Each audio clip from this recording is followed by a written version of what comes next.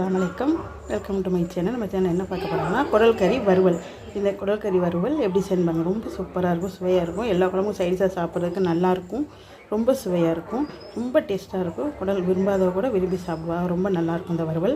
இதே மாதிரி நீங்களும் செய்து பாருங்கள், உங்களுக்கும் பிடிக்கும்னு நினைக்கிறேன். எப்படி இருந்து கமெண்ட் பாக்ஸில் கமெண்ட் பண்ணுங்கள். வந்தால் லைக் பண்ணி ஷேர் பண்ணி சப்ஸ்கிரைப் பண்ணுங்கள். பெல் ஐக்கனுக்கு ஆளுங்கிற பட்டனை கிளிக் பண்ணி அப்போ தான் நாங்கள் போடுற வீடியோ உங்களுக்கு நோட்டிஃபிகேஷனாக வரும். மறந்துடாமல் லைக் பண்ணி ஷேர் பண்ணி சப்ஸ்கிரைப் பண்ணுங்கள். மறந்துடாதீங்க, சப்ஸ்கிரைப் பண்ணுங்கள்.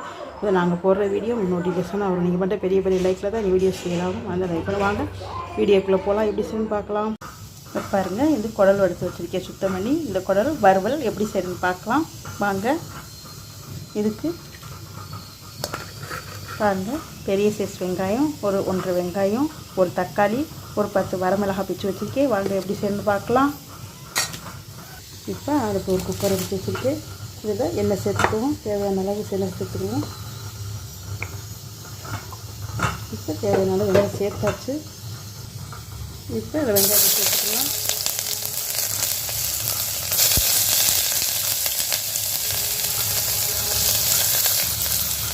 இப்போ வெங்காயத்தை சேர்த்து நல்லா வதக்கிக்கலாம். இப்போ வெங்காயம் நல்லா வதங்கணும். நான் குடலை சுத்தம் பண்ணி வெந்நீரில் போட்டு நல்லா வாஷ் பண்ணி வச்சுருக்கேன். இப்போ இந்த வெங்காயம் நல்லா வதங்கணும். இந்த வறுவலுக்கு, குடல் வறுவலுக்கு ரொம்ப நல்லாயிருக்கும். குடல் வறுவல் சாப்பிட்றதுக்கு சைடிஷாக சாப்பிட ரொம்ப நல்லாயிருக்கும். சாம்பார் சாதம், ரச சாதத்துக்கு நல்லாயிருக்கும். எல்லா விதமான குழம்புக்குமே இந்த சைடிஷ் ரொம்ப நல்லாயிருக்கும்.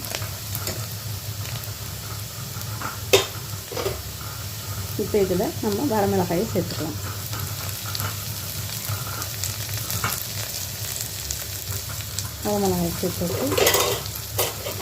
வரமிளகாயை சேர்த்து நல்லா வதக்கிட்டுக்கலாம்.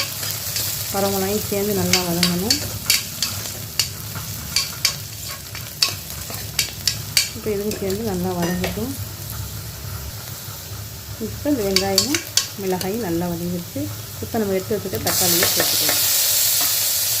தக்காளியை சேர்த்து நல்லா வதக்கிட்டுக்கலாம்.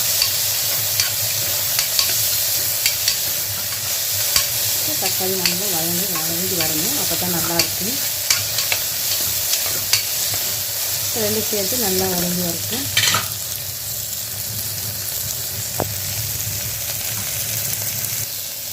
இப்போ பாருங்கள், தக்காளி வெங்காயம் எல்லாம் நல்லா வதங்கிடுச்சு. இப்போ இதில் 1 ஸ்பூன் இஞ்சி பூண்டு இதையும் சேர்த்து நல்லா வதக்கிக்கலாம்.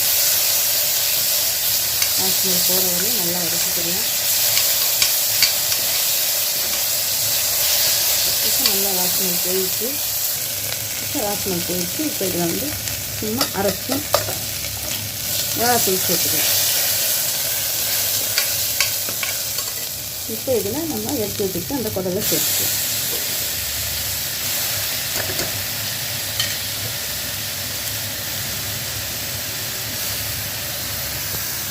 இப்போ குடல் சேர்த்து வச்சு அதுக்கு தகுந்த உப்பு சேர்த்துக்கலாம். நம்ம கல் உப்பு சேர்த்துக்கலாம். கல் உப்பு சேர்த்து நல்லா பிரட்டி விட்டுக்கலாம்.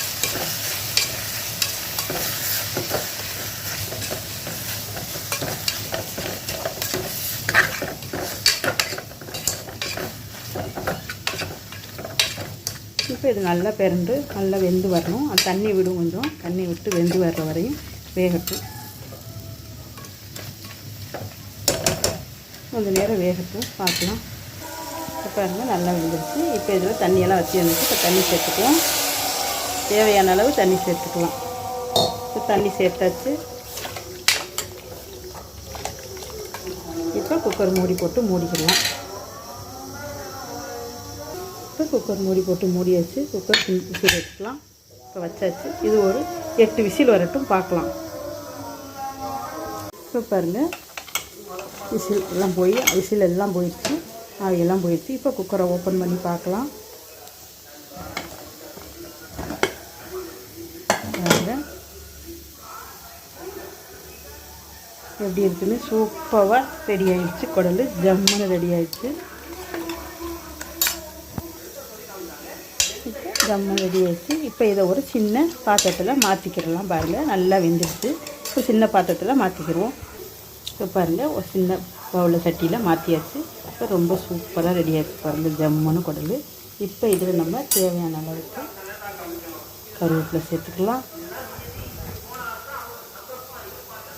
அதே மாதிரி மல்லித்தழை சேர்த்துக்கலாம். மல்லித்தழை சேர்த்தாச்சு. இதில் வந்து ஒரு அரை ஸ்பூன் மிளகும் ஜீரகமும் சேர்த்து அரைச்சி வச்சுருக்க பொடி சேர்த்துக்கலாம். இது சேர்க்குறதுனால ரொம்ப வாசமாக இருக்கும், சுவையாக இருக்கும், சாப்பிட்றதுக்கு ரொம்ப நல்லாயிருக்கும். மிளகு ஜீரகமும் சேர்த்து அரைச்சி வச்சுருக்கேன். இந்த பொடியை சேர்த்தாச்சு. இப்போ மிக்ஸ் பண்ணிக்கலாம்.